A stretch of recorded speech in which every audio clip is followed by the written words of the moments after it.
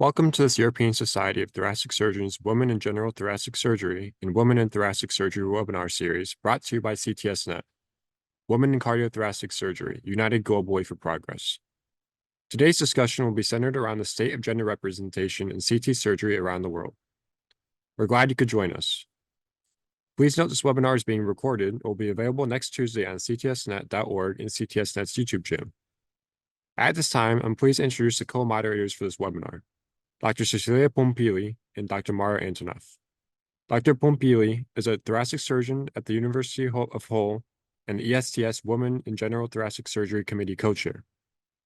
Dr. Antonoff is a CTSNet senior editor and associate professor of thoracic and cardiovascular surgery at MD Anderson Cancer Center.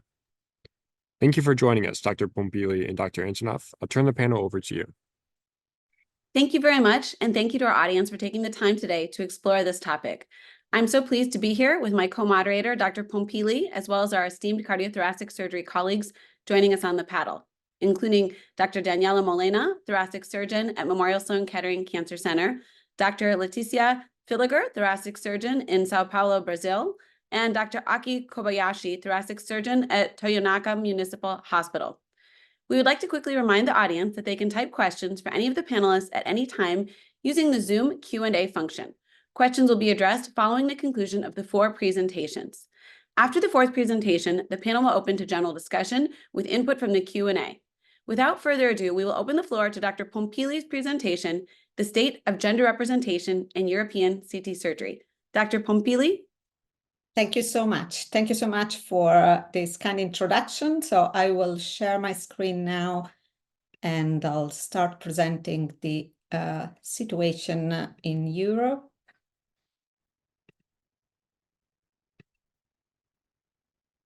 So again, thanks again for the opportunity to present this situation in Europe, have no relevant disclosure. If we want to depict, of course, an overall European situation, given the healthcare and educational diversity in each country, is not always easy. However, a task force has been formed in 2016 to explore the real obstacles for female surgeons. This survey demonstrated that the percentage of female surgeons were still low overall, with the surgical oncology remaining among the less preferred choices. When we are going through more details in terms of gender pay gap from the European Commissioning report, in EU, there is still 13% of gender pay gap and has only changed minimally over the last decade. It means that women in Europe earn 13% less on average per hour than men, and then, of course, you can see a very specific country difference, as in this 2022 report. But what's happening in the single country? UK, of course, is one of the countries where the problem has been of underrepresentation of female surgeons has been already raised at different level.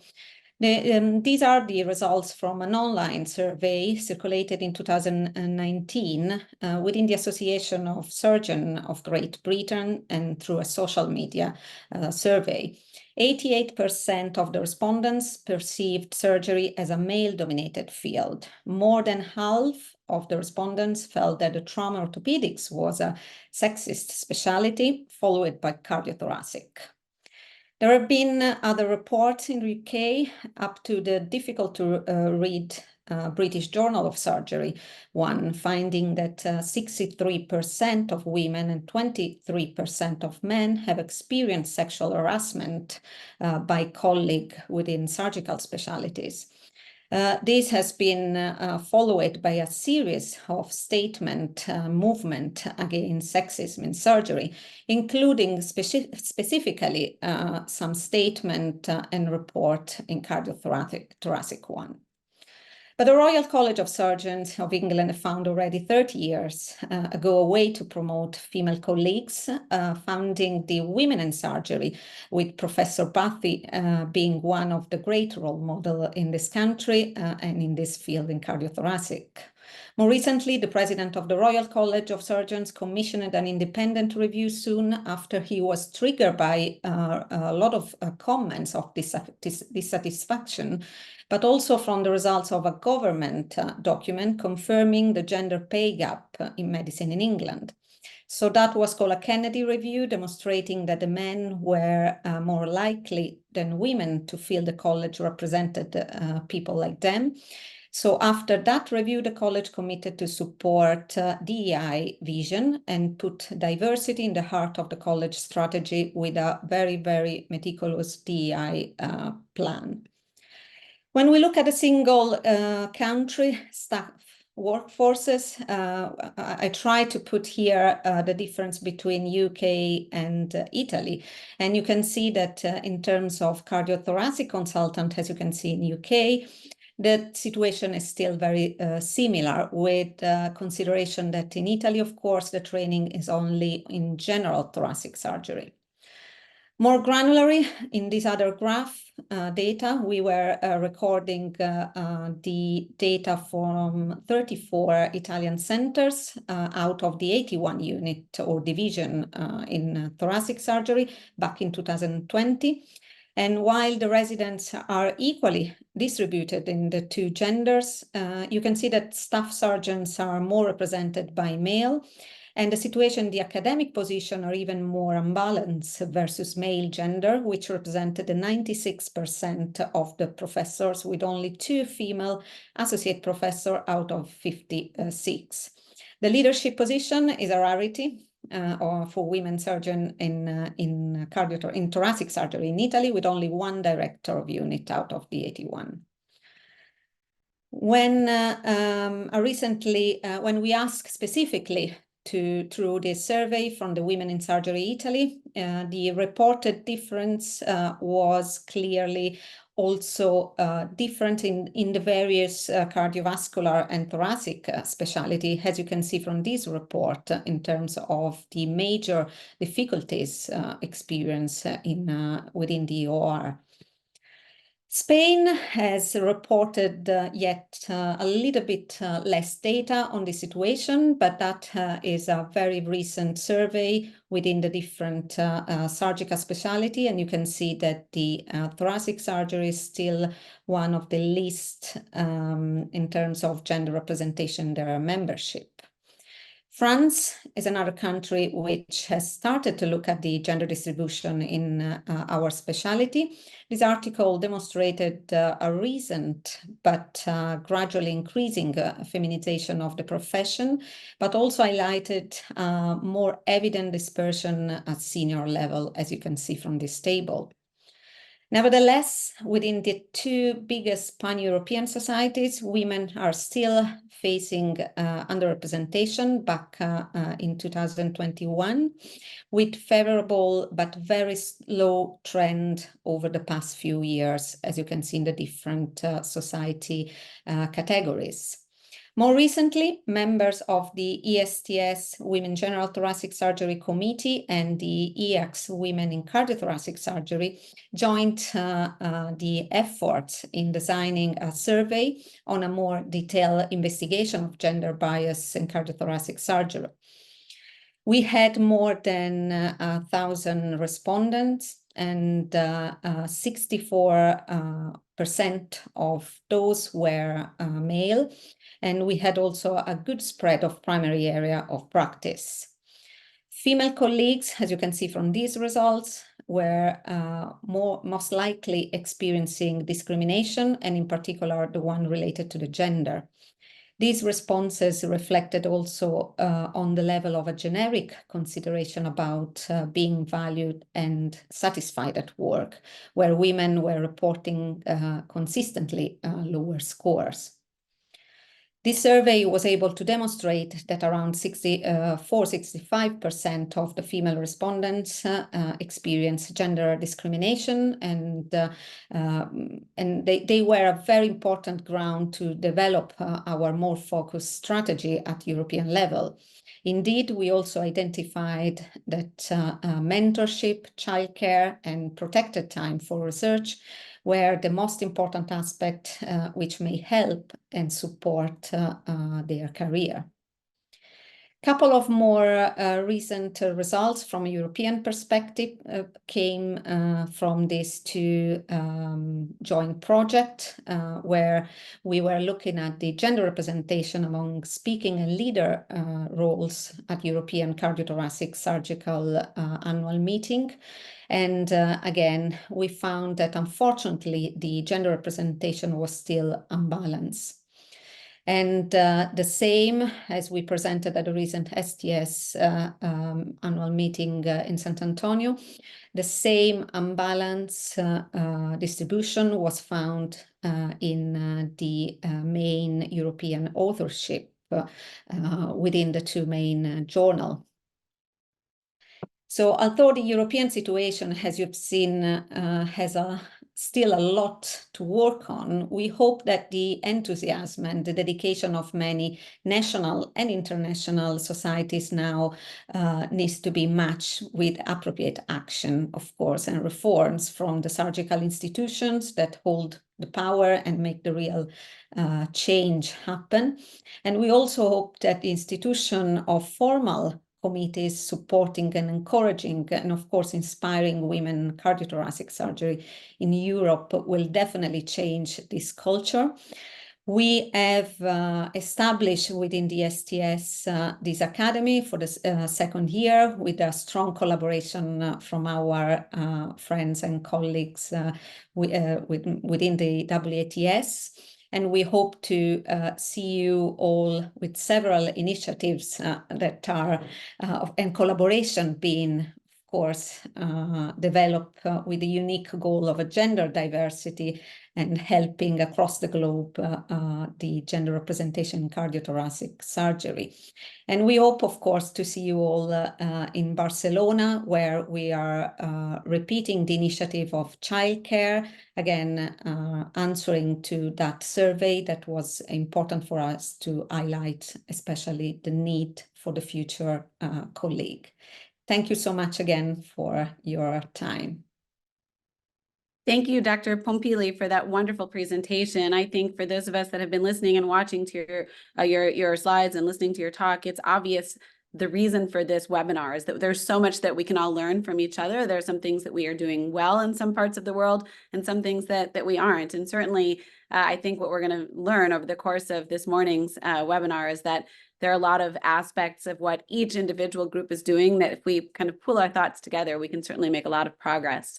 I want to thank the audience for their continued attendance and to remind everyone that you'll have a chance to ask questions of all of the panelists when we have our Q&A at the end. So please, if any questions occur to you now, go ahead and enter them into the Q&A function on Zoom just before you forget your questions, and we'll get to them at the end. We're very happy to be able to continue on. I will pass the baton over to Dr. Pompili for our continued presentation introductions. Thank you so much, and it's my great pleasure, and I think it's been highlighted in my last few slides of my presentation, the importance of this collaboration. So it's an additional honor for me to introduce Dr. Molena, who is the current president of the WATS, who will present the state of gender representation in North America cardiothoracic surgery. Dr. Molena, please. Thank you very much. It's such a pleasure and an honor to talk about these issues with all of you and to really hear what's happening in the rest of the world. These are my disclosure, which are definitely not interfering with the talk today, but I also want to say as a disclosure that I did train in Italy. So I have a little bit of a European vision and an American vision as well about the situation. Actually, I thought initially that US was so much better than Italy.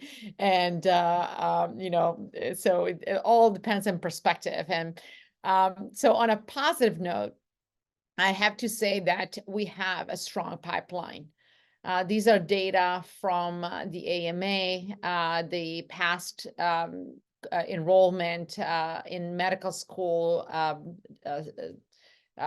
applicants really show that we have a lot of women interested in medicine. And this is for the third year consecutively that we have the majority of women applicants, matriculants, and total enrollee.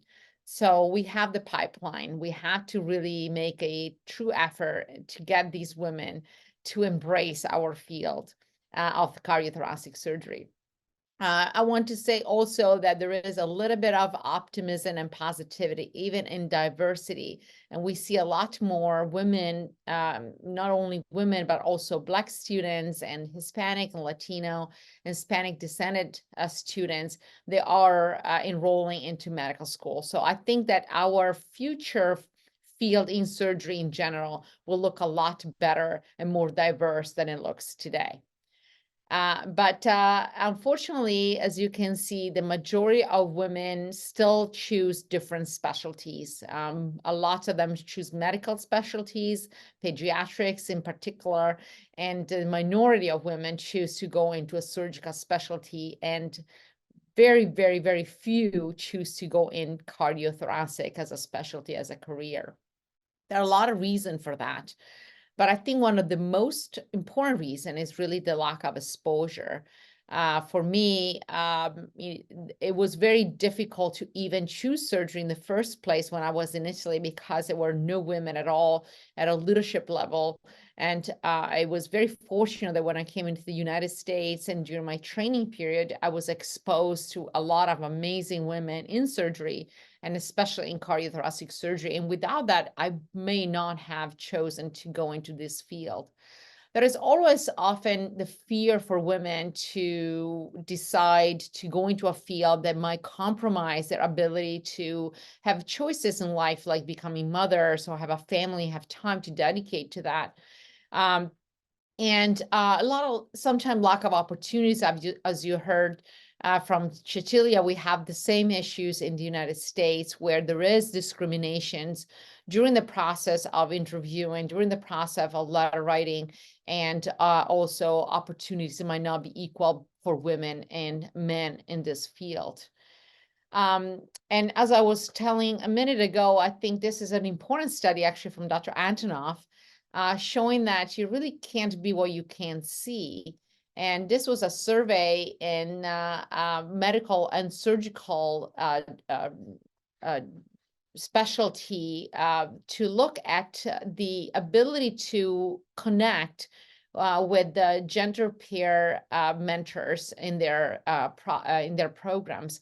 And as you can see that most women are less likely to have same-sex mentors at their own institution. And that is a really important point that affects their overall career and their ability to then be successful into a surgical specialty, and especially in cardiothoracic. But I think there is hope out there. I think that as I was saying before, not only the pipeline is improving and changing from a medical school perspective, but this our number of women now entering the CT trainee programs. And so that we have a much larger pool. And so hopefully we'll see more and more women coming also at the higher career levels. These are a number of female diplomats from the ABTS. And you can see that back in the 60s, there were very, very few women that were even considering this specialty. And now 2023 data, there are lots of women that are entering the field of cardiothoracic surgery. So this is a recent study that looked and surveyed 78 academic programs in the United States. Over 1,100 faculty members were identified. And you can see a little bit the general representation of cardiothoracic surgery in general. I'd say half of the surgeons are interested in cardiac surgery, a third is in thoracic surgery, and then a much small percentage in congenital. Overall, altogether, not even 10% of the faculty are women, or were women at the time of the survey. It's important to note that, training in general surgery and training in cardiothoracic surgery in our country is a little different. It can go different pathways, as you see here. You can go through the general surgery route, or and then do a fellowship afterward, or you can go into integrated programs. And then now there are programs where you go in directly into CT surgery after medical school, but those are very, very few programs. And these are very well distributed among different specialty, as you can see here. But when we look in particular at the differences between male and female at different levels of career, you can see that there are more equal distribution, even maybe more, a higher number of assistant professor level women. And things change progressively as we go from assistant professor to division chief. And you can see on this graphs here that we still have a fair amount of women in the associate professor level, but this level off and becomes very, very small percentage at the level of full professor, and then a level of division chief. This is especially for, I would say, congenital surgery. We have a lot of women interested in congenital surgery today, and more women than men at the level of assistant professor, and we barely have 0 chief in congenital cardiac surgery today in the United States. So it's a very difficult field for women to break in. I'd say probably a little bit better with thoracic, and cardiac also, a much smaller number of pool in general in women, but a better distribution at the high ranks between men and female. So this study showed that women in cardiac surgery had similar training pathways, degrees, and year-end trainings to men, but usually a shorter career duration. I think it's because women has come into the field a little bit later than men, and so less years into the field itself. This corresponds to fewer publication overall and citation and lower H indices, because the career is shorter. But if you look at the M indices that accounts for the year in practice, these were similar between men and female. Same thing for thoracic surgery. Here you can see that women has actually more level of degrees than men, so more masters in public health, but similar pathways and neuro trainings. They also had a shorter career duration, a shorter research career, fewer publication, lower H indices, but similar M indices accounting for their shorter research career duration.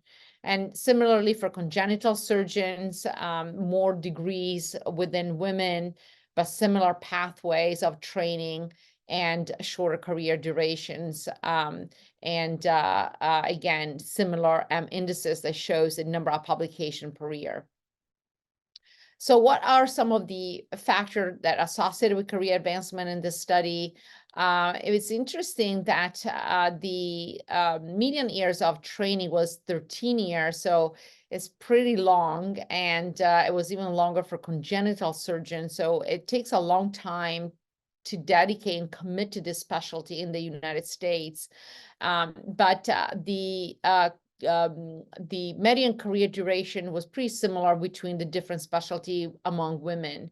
But when you look at factor of advancement, it seems like, and this is a little bit probably encouraging, in my opinion, looking at this study, that it's not really the gender that affect potential advancement of career, but it's more like career duration and publication and research. And so I see some optimism here that as more women come into the field, the more women has a longer career duration, more publication, and more H index increase. I think there are going to be more opportunity also to increase the level of their career and more women at the leadership top levels. This is a survey that the WTS Women in Thoracic Surgery did among all the American Board of Thoracic Surgery graduate. and to look at their specific practices, characteristics, and the majority of people that responded had been in practice for several years, more than 50 years. And the majority of women practice in a urban setting and in an academic setting. Interestingly, women, but I think this reflects a little bit of the trend in the United States these days. A lot of us work in more than one hospital. And most interesting is that 70% of women reported being the only woman in their surgical practice. And I think this is a very important point. It has implications, for support, creating of an environment of acceptance and an environment of welcoming and support at our workplace. And then disparities. You've heard some of the disparities that Cecilia had mentioned. We have similar disparities in the United States. And I just want to mention one of the most important ones, which is disparity in salary. This was a presentation that Sherry Herkman just presented at the STS in San Antonio in January, and you can see that cardiac surgeons, women, basically are paid 78 cents to the dollar compared to men. Thoracic surgeons are paid 81 cents to the dollar compared to men. And congenital surgeons are paid 75 cents to the dollar compared to men. And when you look at the years of practice and the difference in salaries, it is a little bit sad to notice that men are paid much higher than women, even with lower years of expertise. This is universal, cardiac, thoracic, and congenital. And also it does not affect the position. Whether the women are into a lower rank career or whether they are at a high leadership level, there is a disparity in salary with women being paid less than men in all fields. And there are several disparities in academic opportunities. A review of presentation at STS and STSA annual meeting show that increases in presentation with author by women are increasing over time. But compared to men, women usually have first authorship rather than last authorship. So more men are in the senior role. And then also women consistently accounted for fewer positions as invited speakers. So there are definitely some issues that we have to face in the United States in terms of disparity in authorship, presentation, and scholarly activities. And this leads, I think, these all issues that I'm showing and raising definitely have an implication in burnout. And this is still part of our survey that we did recently, showing that it is hard to be, the trailblazer and the glass ceiling breaker in this field. And a lot of women question, whether they would do this again, and if they feel burnout in their, in practice environment. So I think that we really need to pay attention to these issues and to make sure that we support the pipeline that are coming into the field and really embrace them and support for them to be successful in this career. I want to conclude by saying a few words on WTS. I think we have come a long way. WTS was founded by a group of very few women, Leslie Coleman and some others here you see on this picture. So just really realize that there were very, very few in between at the back in the days in these thoracic society meetings, and they wanted to kind of get together and support each other. And now you see this is our picture at the last meeting at STS, and we barely fit into the room. And it's amazing to see how much we have grown. And I think that this probably would not have been possible without creating this environment of friendship and support and encouragement that WTS have done. This is our number of members at this time. So we are increasing significantly in numbers of members, but especially in the number of candidate members. So there are a lot of women in training today. They're looking up to us for support and guidance and mentorship. And we really need to pay attention to these women. I want to say that there is no time like now for us in thoracic surgery in the United States, because all of the main leadership societies have recognized their importance having women in their leadership roster. And so STS, AATS, ABTS, and STSA, you can see here amazing women that are now at level of leadership. And I can see this field change from the top down, and hopefully make the society itself and the environment a lot more women friendly. So to conclude, I think that there are more women entering the field of CT surgery. I think that it's important for us to mentor, support, and foster an inclusive environment for these young faculty, make sure they succeed into the specialty and advance in their career. There are lots of disparities that still we have to face and fight.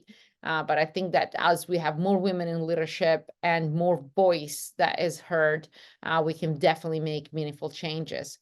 So I want to thank everyone, and I look forward to the discussion. I want to give special thanks to Mara Antonoff, Mimi Seppa, and Sherry Erkman for the amazing research they're doing in this field, and also for helping me with that presentation. And I want to invite everybody to go on our website and check out WTS initiatives.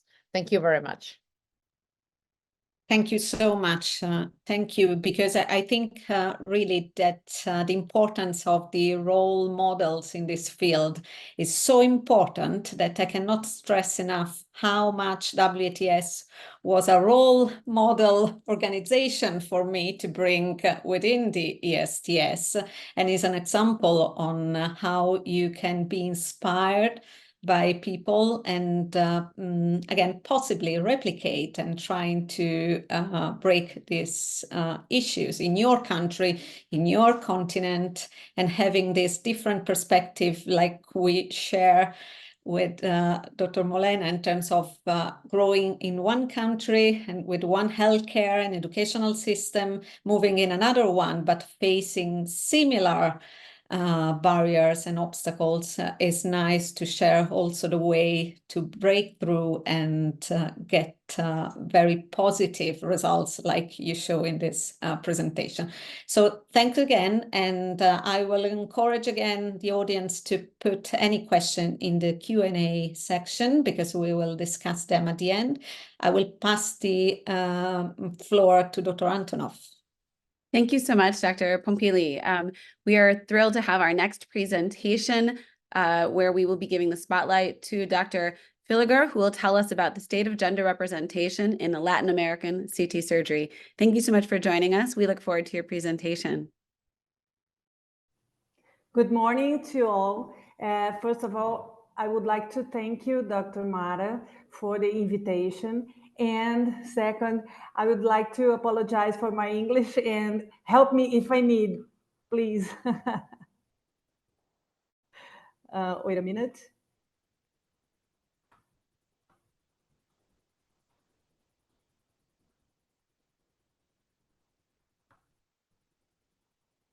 Here we are. Well,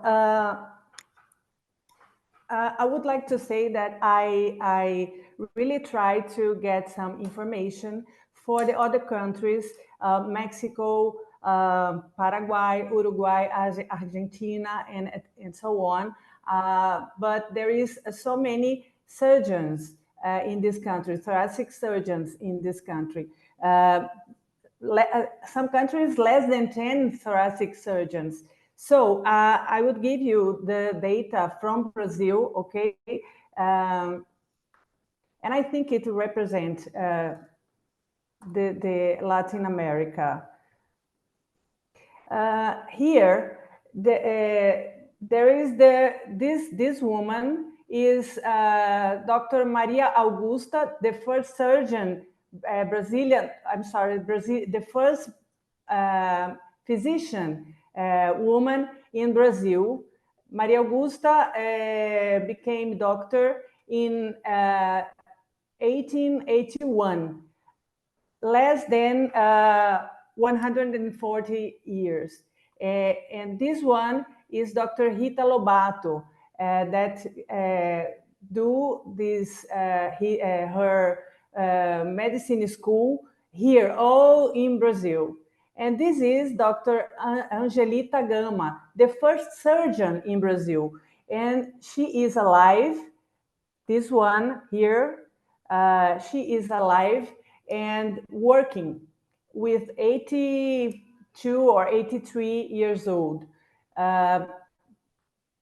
It means that surgery in Brazil is so early. Like Europe and United States, the medical schools has a little bit more women than men. I'm sorry. 56% in medical school are women. And so there is a hope for us in surgery.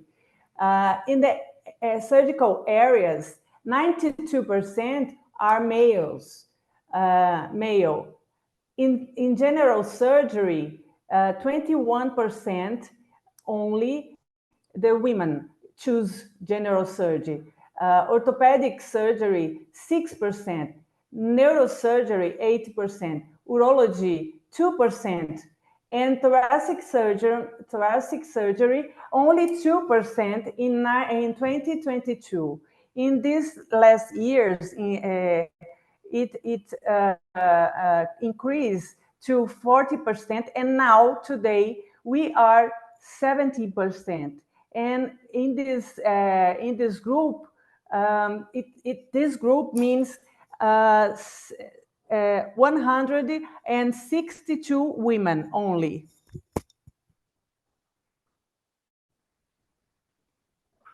Why to choose to be a surgeon in Brazil?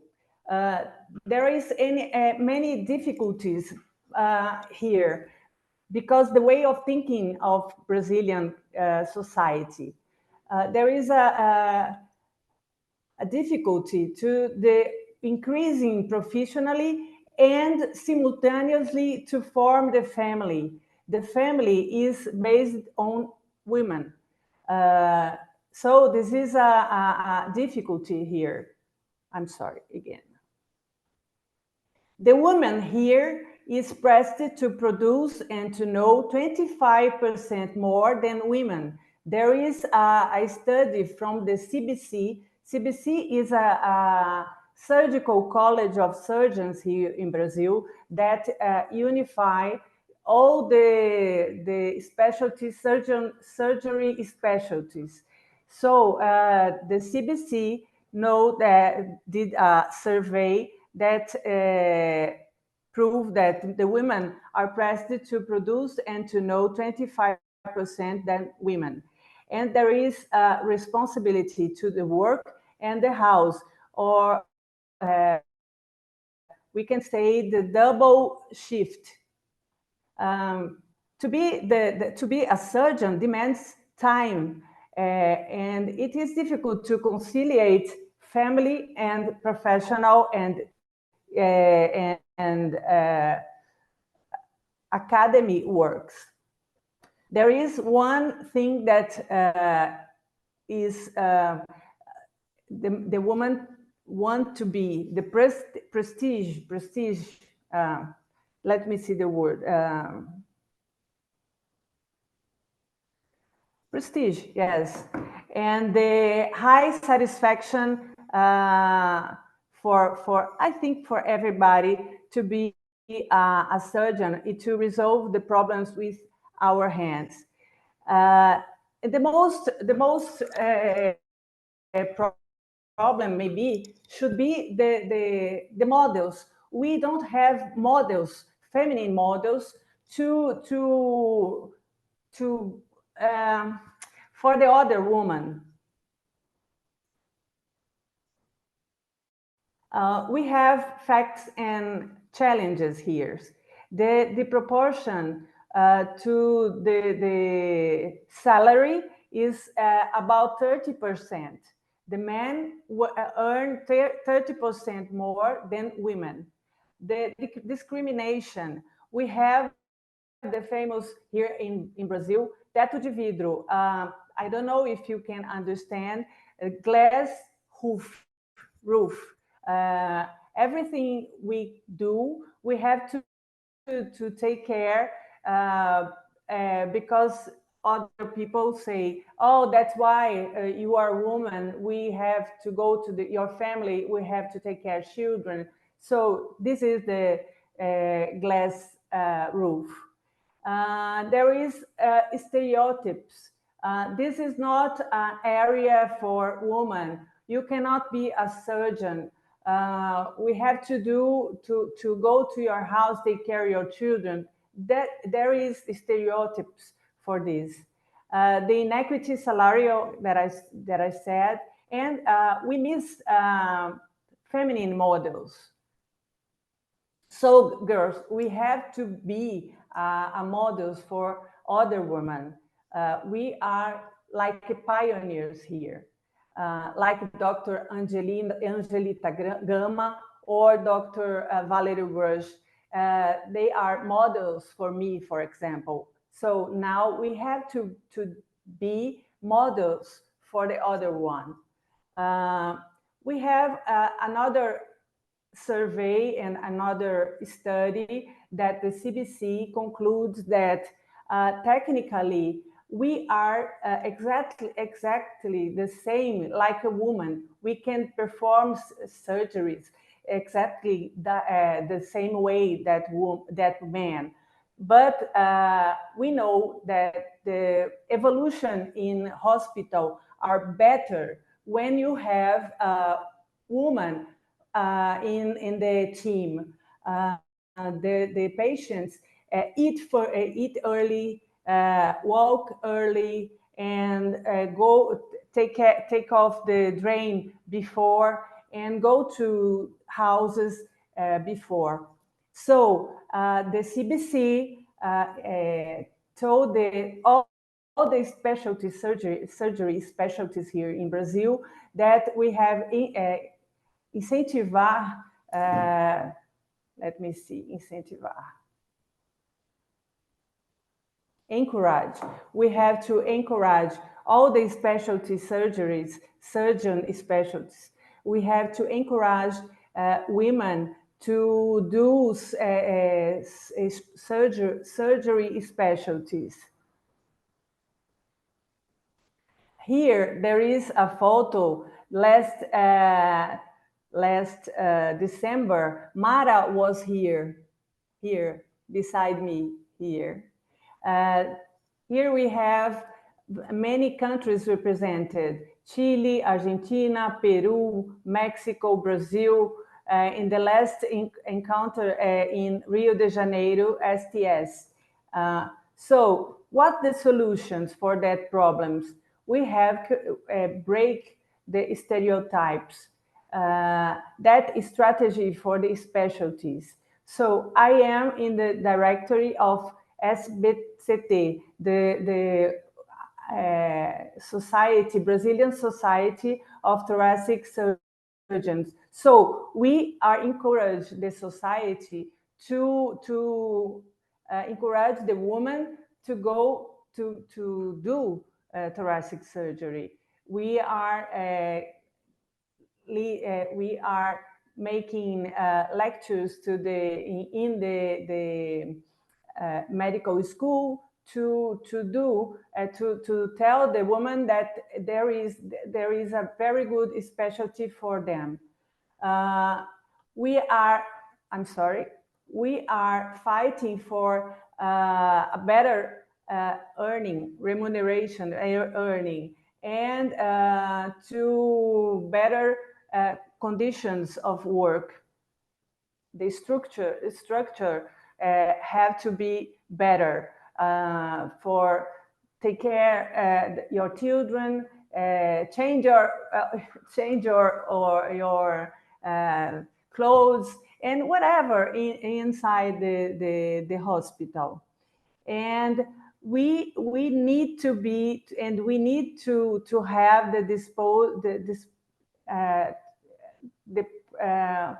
we have to be the models for these girls that are arriving. Here, I have two inspirations, Dr. Valerie Rush and my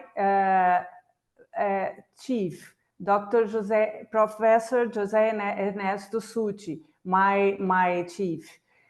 Here, my team that I operate on every day. And here I went to Resende, a country inside a city inside the country, and I am trying to be a model to Dr. Gabriele Bernardelli. I'm sorry. Parece que você costuma enviar. Here, Dr. Gabriele Bernardelli. She was alone in her city. So I went once a month to operate on with her. Here is my team in SBCT, and here my support, my family, my husband and my two sons. So we can do whatever we want. Thank you very much.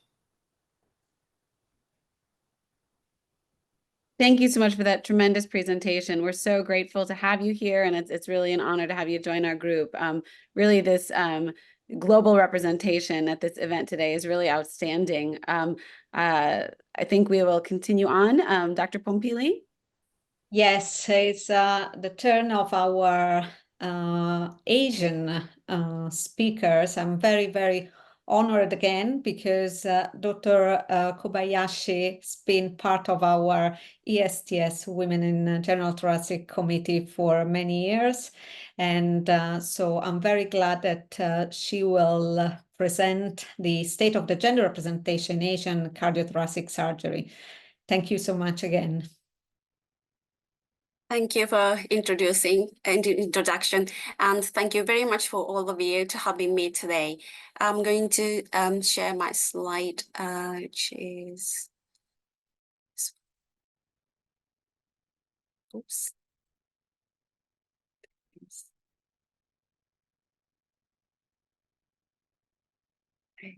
Can you see that all right? Okay, my name is Aki. I'm from Japan, and I'm working in Osaka Prefecture. I'm going to tell you a little bit about what we are in Japan and CT surgeons in Japan. And officially, Japan is an aged country already, and approximately 30% of the population is over 65 years old. And we have higher incidence of malignancy, as you can imagine. And we have over 45,000 surgery cases per year for primary lung cancer. And in our country, registered surgeons for CT is over 3,000. And luckily enough, we have a very good number of CT scanners in my country, which is 112 per million population in 2017. So it might be greater than that, and which is far more greater than average of OECD or G7 countries. So we have easy access to CT scanners, and we can easily detect early lung cancers. For CT surgeons, we have a major society. It's called Japanese Association for Chest Surgery. And as I said, we have more than 3,000 surgeons registered to this society. And all among 3,000 surgeons registered, we have 273 women, which consist of 80.5%. And all the board certificate surgeons in that society, only 5.1% are women. And for counselor, well, less number is represented only 2.3%. This figure I borrowed from Dr. Nakahara, who is a chief of the Tochigi Cancer Center. She's a female surgeon. And this bar shows the percentage of male and female in every age, 20s, 30s, 40s, 50s. When we have a registered surgeon over 80s. And as you can see, in the 30s, we have a little bit increase in population percentage of female surgeon there. And red bar indicates the ratio of the female colleagues. So if in the 20s, we have 25% of the members are female, so which is 1 in 4, which is great, isn't it?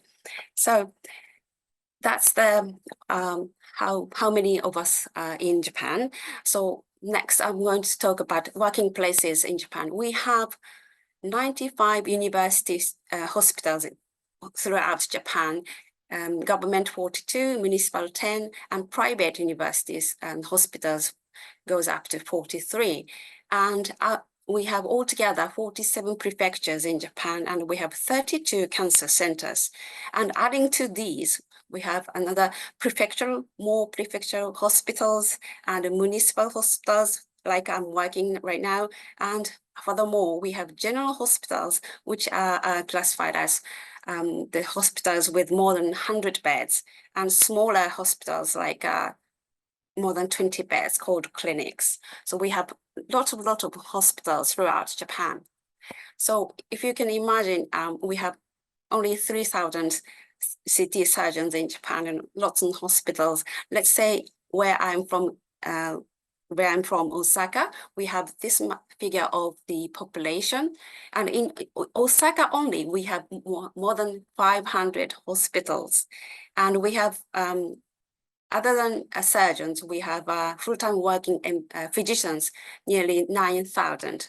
And in Osaka only, we have 61 departments of thoracic surgery. So you can imagine that we have small in numbers, but lots of hospitals, meaning we have only probably sometimes one person surgeon, or one up to 2 thoracic surgeons per hospital.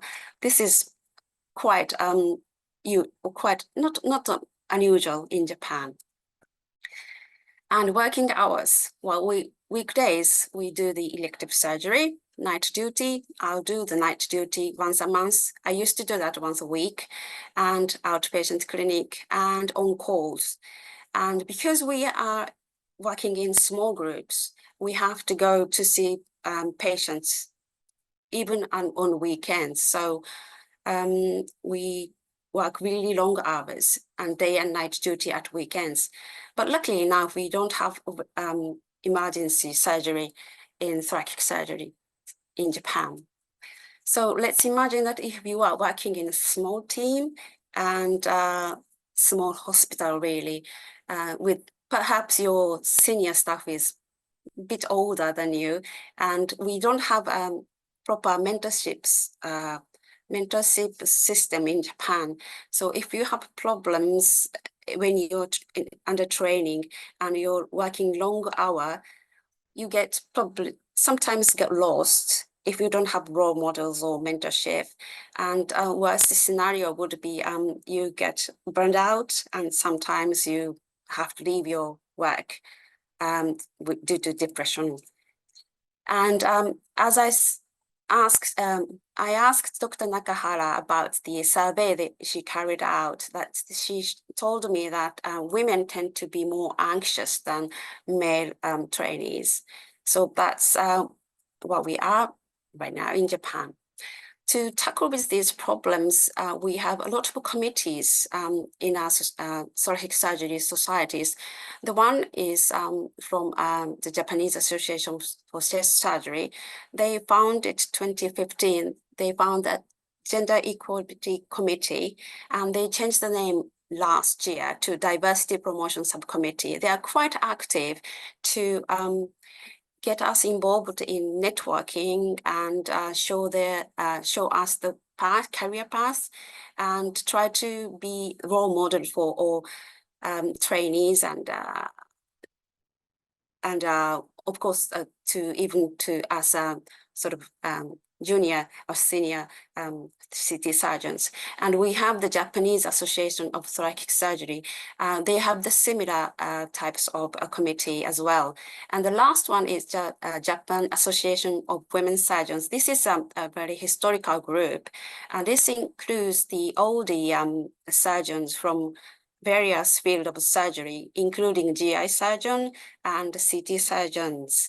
And they have a good number of male and female members, and they try to communicate with us or younger trainees with a Zoom meeting or conference meeting to get us involved in the sort of networking activities.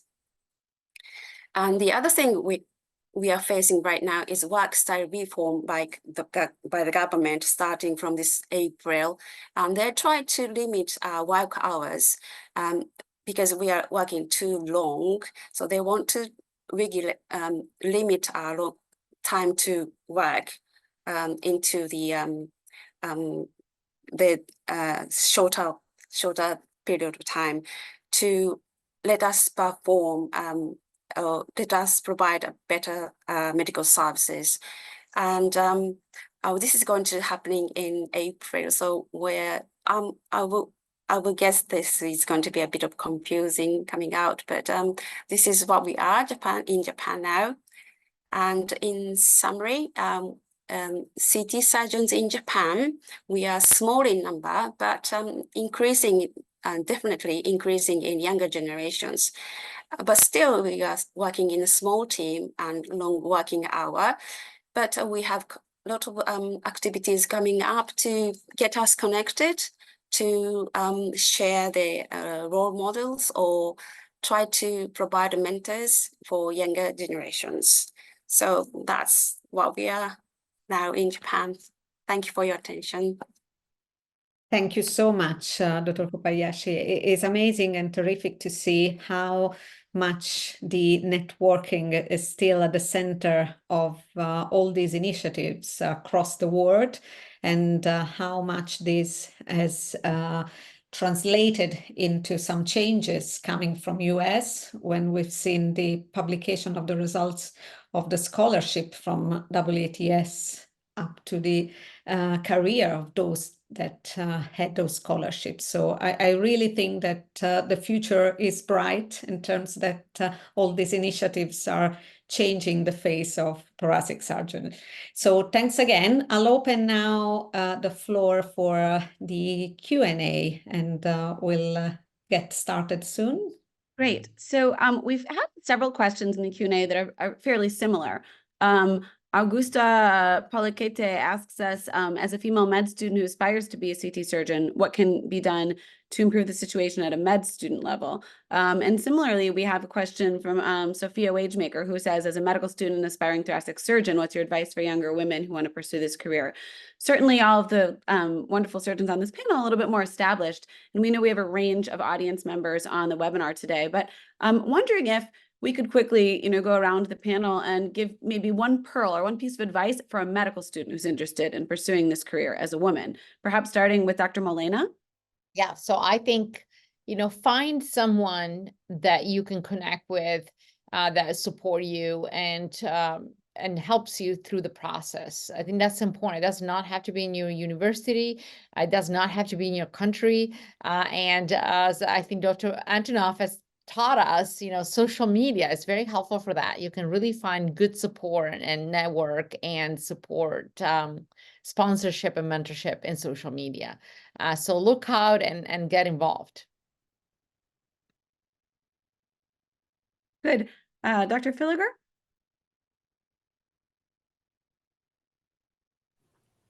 One thing, here in Brazil, we have leagues for pediatric, thoracic surgery, etc. So get involved in your university, in these leagues, a team of study in this area, so it can help.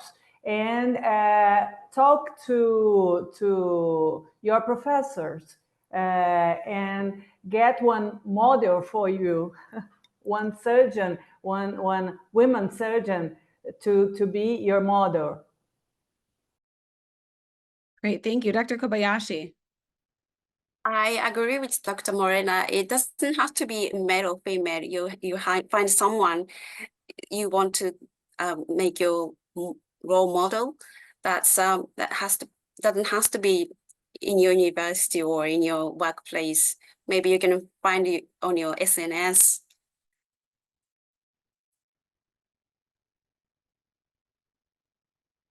Yes, I'll add something that is more personal as well, and coming from the European perspective is also, so when you're approaching your graduation, choosing someone that can help you and support you to your graduation, and choosing an academic topic, research topic, is also very, very important, because that can be the first occasion that you have to build a good relationship that is beyond only the professional one.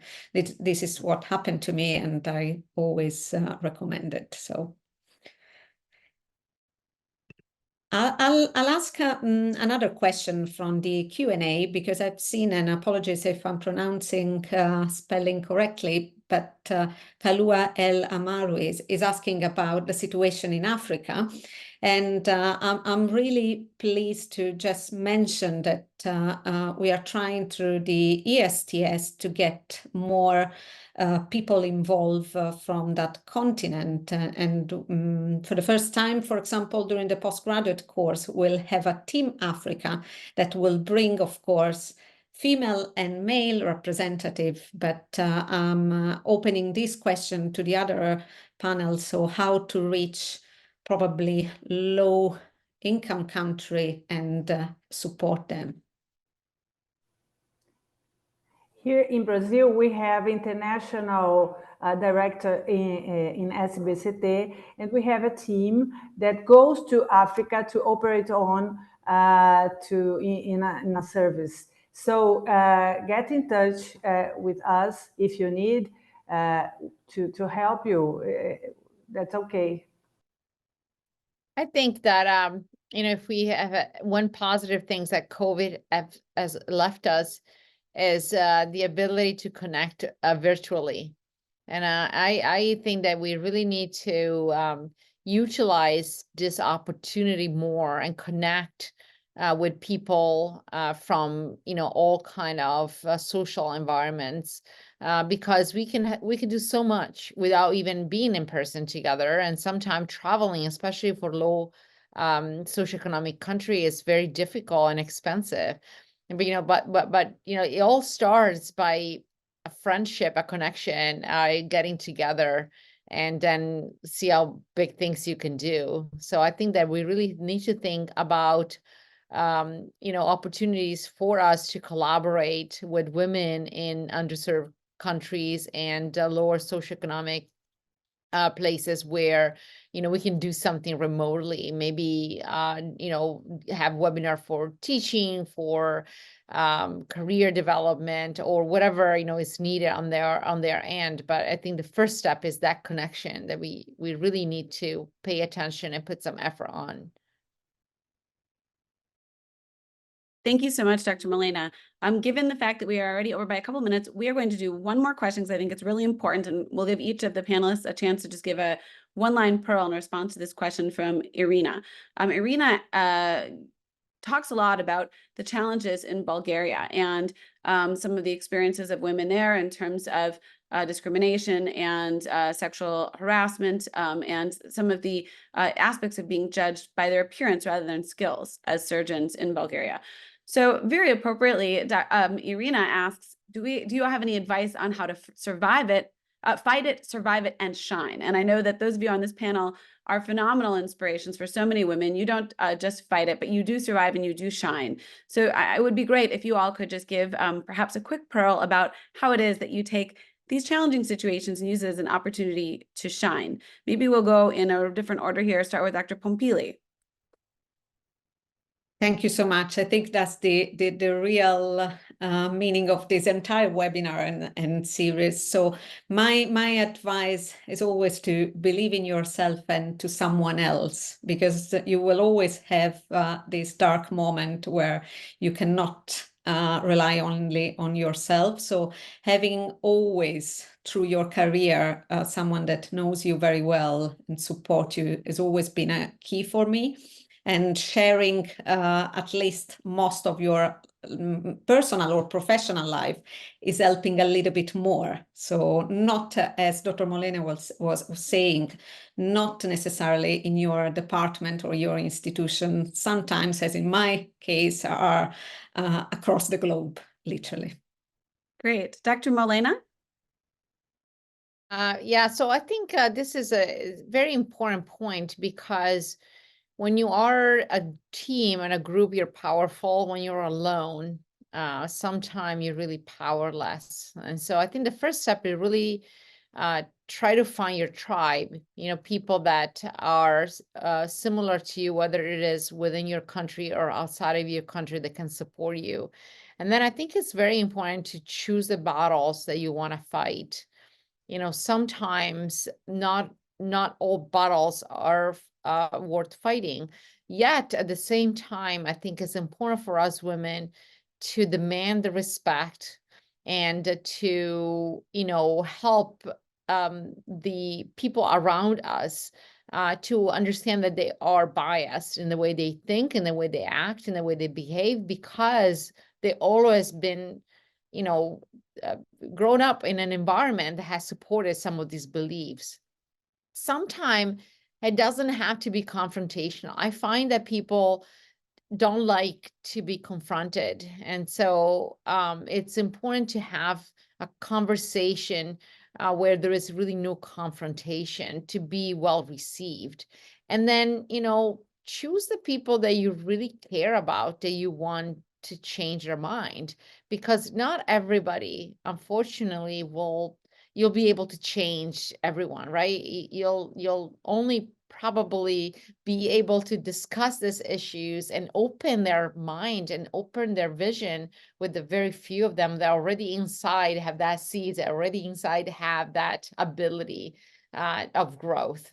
But find your tribe, because we cannot fight this alone. You really need support.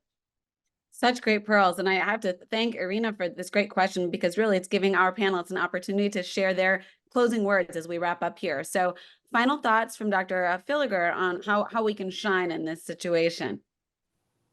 Don't give up. Many people around you will tell you, give up, this is not for women. So don't give up. Take in mind this, I want this, I love this is my way, so don't give up. We are here. Terrific. And Dr. Kobayashi, any final words, pearls for the attendees today? Well, my thought is that you need to believe in yourself and to give your build up your knowledge or techniques to show you whenever appropriate. And that's my advice. Thanks.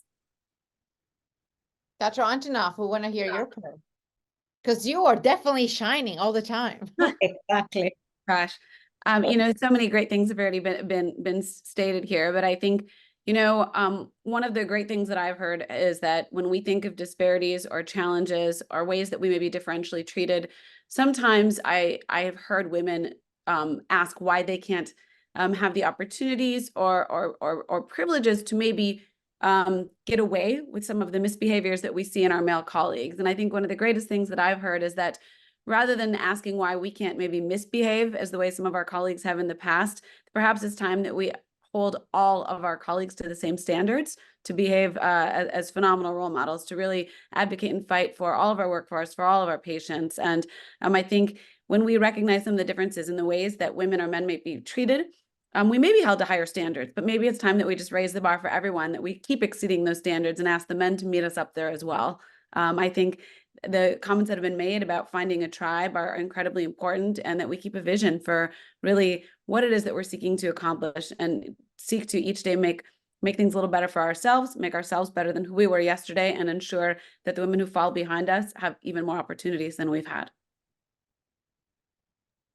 Thank you so much. I think this is an amazing advice, and you all are showing what we are saying essentially. So I'll pass over to John to wrap up. But again, thank you so much for listening and participating. Thank you for attending this European Society of Thoracic Surgeons Women in General Thoracic Surgery and Women in Thoracic Surgery webinar series brought to you by CTSNet. Women in Cardiothoracic Surgery, United Global Way for Progress. As a reminder, a recording of today's webinar will be available next Tuesday, March 5th on ctsnet.org and CTSNet's YouTube channel. Please look forward to the next 2 webinars in this series, Women as Leaders in CT Surgery, How to Get There, and Finding Inequities in CT Surgery. Registration is free and open. Have a wonderful rest of your day.